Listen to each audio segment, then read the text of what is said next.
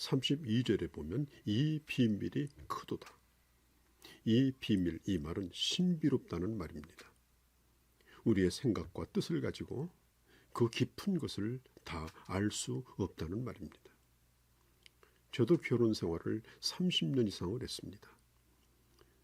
결혼 생활 오래 했다고 가정에 관한 하나님의 비밀을 다 알 수 없습니다. 많은 사람이 일생을 같이 살면서 내가 저 남자를 다 알 수 없다, 저 여자를 다 알 수 없다, 그런 생각을 하게 되죠.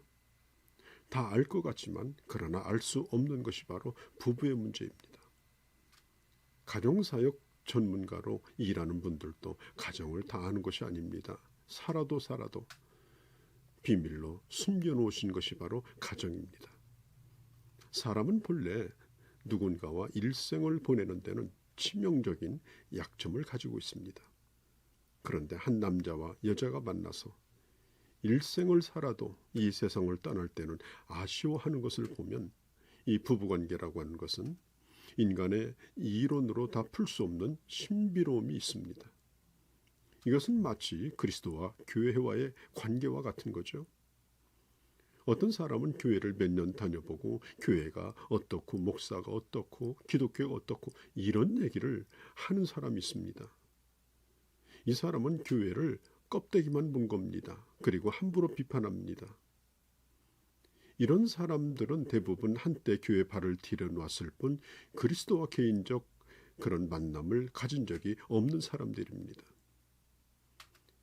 교회는 사회 속에 존재하는 하나의 사회 병약적인 면에서 하나의 단체가 함부로 결코 아닙니다. 그렇기 때문에 교회를 함부로 평가하지 못합니다. 겉으로 나타난 현상이 전부가 아닙니다. 교회가 존재하는 것은 사회적 상황 때문이 아닙니다. 가장 큰 비밀은 교회가 그리스도와의 만남, 그리스도와의 관계 속에서 일어나는 일들입니다. 부부의 침실에 대하여 다 말할 수 없듯이 교회의 비밀도 마찬가지입니다. 가정도 하나님이 인간에게 주신 가장 비밀스러운 신비로운 거룩한 영역입니다. 여기에는 가정을 하나로 묶어주시는 성령의 역사가 있고 하나님의 간섭이 있습니다. 가정을 지켜주시고 부부의 마음을 하나로 묶으셔서 가정되게 해주시는 하나님의 그 다스림이 있습니다. 에베소서 5장의 이 가정 부분에 대하여 말씀을 드리면서 이 가정을 향하신 하나님의 생각, 하나님의 뜻을 다 알기가 어렵다는 것을 저도 솔직히 고백을 하지 않을 수가 없습니다.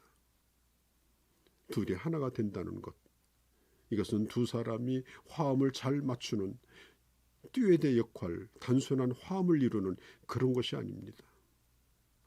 어떤 생물학적인, 어떤 화학적인, 어떤 신비로운 결합보다도 더 신비로운 결합이 바로 부부가 만나서 하나 되는 것입니다. 한 몸 안에 있는 팔과 다리, 심장, 간이 분리될 수 없듯이 부부는 근본적으로 나뉠 수 없는 하나인 것입니다. 부부가 하나라고 하는 것은 예수 그리스도와 교회가 하나됨과 같은 원리와 동일합니다. 주님이 이렇게 말씀했죠. 내가 너 안에, 너가 내 안에 있다. 이 말은 내가 너 안에 녹아 들어가 있고 너가 내 안에 녹아 들어가 있다는 것입니다. 분리가 안 된다는 겁니다. 창세기 2장 23절에도 아담이 하와를 보면서 내 뼈 중에 뼈요 살 중에 살이라. 이것은 남자에게서 취하였은즉 여자라 칭하리라 하리라. 살 중에 살이며 뼈 중에 뼈다. 이것은 서로 신체의 일부분, 살 중에 살이고 그리고 뼈 중에 뼈입니다. 갈라놓을 수가 없습니다. 예수님은 교회를 자기 몸으로 삼았다고 하죠. 예수님과 교회와의 관계는 둘이 결코 아닙니다. 완전한 하나입니다. 조조가 원정에 나갔다가 그 지방 사람들의 환심을 사기 위해서 군사들에게 명령을 내렸죠. 논이나 밭을 밟은 사람은 다 사형이다. 그런데 그 명령이 떨어지고 얼마 안 돼서 조조가 탄 말이 놀라서 뛰는 바람에 그가 말에서 떨어져 밭을 밟게 됩니다. 그러자 조조는 재빨리 말하기를 내가 내린 명령이니 내가 명령을 거둘 수 없다. 그래서 단검을 뽑아서 자결을 하려고 합니다. 사실 죽으려고 한 것이 아니라 옆에 있는 부하들이 말려줄 줄을 알고 있었기 때문에 그렇죠. 그때 바로 옆에 있는 장수가 말렸습니다. 돌아가시면 안 됩니다. 우리는 어떻게 한단 말입니까? 그러자 조조는 슬그머니 말하기를 내가 차마 너희를 생각해서 죽을 수가 없구나. 그러나 굴령을 어길 수가 없으니 내 목 대신 내 머리털을 자르겠다. 그리고 머리털을 잘랐다고 합니다. 예수님이 우리를 가르쳐서 너는 나의 몸이라 이렇게 말할 때 조조같이 흉내내는 그런 쇼를 하신 것이 아닙니다. 사실은 죽는다고 하고 머리카락 잘라내는 그런 분이 아닙니다. 주님과 우리는 뗄래야 뗄 수 없는 존재입니다. 주님 우리를 주님의 뼈로 주님의 살로 인정하시고 하나로 우리를 삼아 주신 거죠. 주님과 한 생명 안에 존재합니다. 잘려나갈 수도 떨어질 수도 없는 존재가 바로 교회와 그리스도와의 관계입니다. 부부가 하나라고 하는 이 말은 혹시 떨어져도 살아갈 수 있는 그런 머리카락이나 손톱 잘라내듯 할 수 있는 부분이 아니라고 하는 겁니다. 성경 창세기 2장 18절에 보면 독처하는 것이 좋지 않았기 때문에 그를 돕는 배필로 하와를 주셨다라고 성경은 말하고 있죠. 사람은 아무래도 혼자 있는 것은 뭔가 부족합니다. 개혁자 칼빈은 여자가 지음받기까지 아담은 미완성의 건물과 같았다고 했습니다. 결혼해서 서로 의논해가며 행복하게 살아가는 것이 하나님의 뜻입니다. 하나님은 결혼을 기뻐하십니다. 그리고 하와를 향해서 너는 돕는 배필이라고 말씀하셨습니다. 이 말은 남자에게는 여자의 도움이 절대적으로 필요한 존재라는 걸 말해주고 있는 거죠. 남자는 섬세하지 못하죠. 하와가 볼 때도 이 아담은 부족한 것 투성이었을 것입니다. 그런 줄도 모르고 남자는 자신이 완벽하다고 큰소리치고 잘난 척하죠.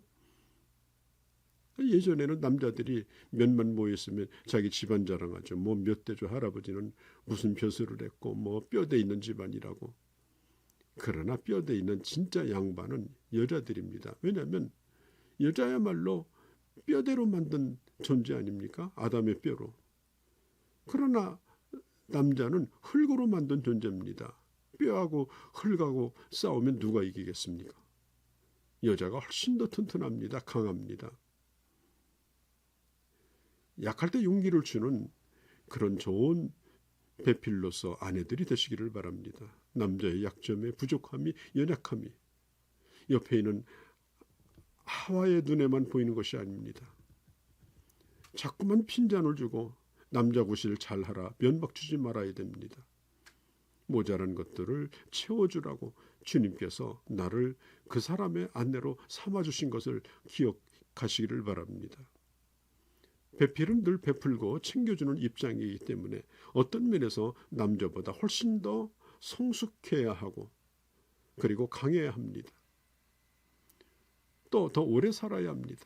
이 돕는 자가 일찍 죽는다면 그 남자를 누가 챙겨주겠습니까? 그래서 일반적으로 여자는 남자보다 6, 7세를 더 삽니다. 이것도 하나님의 섭리라고 저는 생각합니다. 그러니까 돕는 배필이라고 하는 것은 옆에서 거들어주는 어떤 기능적인 차원이 아닙니다. 하나 되어서 그 남자의 존재를 더 완성된 한 인간으로서 만들어가는 역할을 여성을 통해서 하나님은 하기를 원하신다라고 말씀하신 것이고 그런 면에서 돕는 배필이다 이렇게 말씀을 하신 겁니다. 자, 독신주의자들이 있죠. 저는 이것은 성경의 일반적 원리에 어긋난다고 생각합니다. 뭐 인생을 즐기기 위해서 남의 간섭받기 싫어서 독신을 고집한다면 그건 잘못된 것입니다. 바울이 독신이 된 것은 하나님의 일을 하기 위해서 하나님 앞에 자기 자신을 드렸으므로 그는 독신으로 사는 겁니다. 혼자 즐기기 위한 그런 선택은 아니었던 것입니다. 부부는 한 몸임을 잊지 말아야 합니다. 자기 팔을 아끼고 자기 눈을 아끼고 자기 심장을 아끼듯이 남자는 여자를 품고 그와 같이 아껴야 하는 것입니다. 상대방을 아끼면 결국은 자기 몸을 사랑하는 자가 되는 것이요, 결국은 행복한 자가 되는 것입니다. 몸을 억지로 둘로 나누지 못합니다. 나눈다면 죽은 존재가 될 겁니다. 한 배를 탄 정도가 아니라 둘이 노래를 함께 부르는 듀엣이 아니라 한 몸입니다. 이것이 바로 비밀입니다.